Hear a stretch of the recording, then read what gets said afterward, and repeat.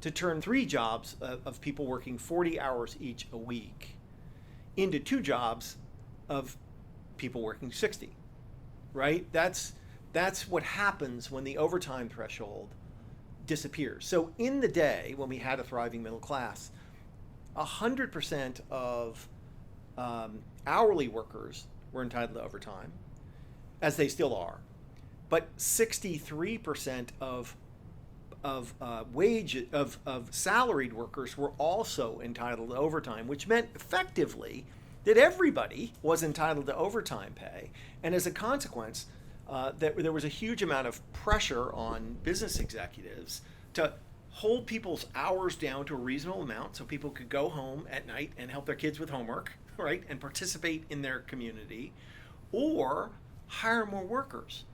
And what happened over 40 years is we just made that standard go away.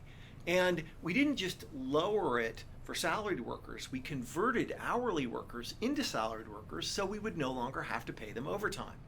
And as a consequence, the average full-time worker in America now is working about 49 hours a week, and wages are flat to down, and profits are way high. Why? Because in the absence of overtime protections, all of the extra hours you work, I get all the benefit of it. You just put 20 hours a week in for free for me.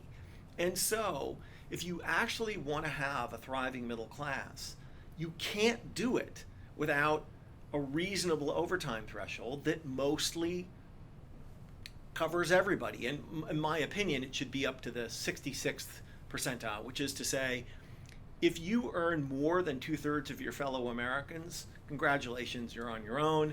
If you earn less, if you're in the bottom 2/3, it's almost certainly true that someone else is telling you what to do.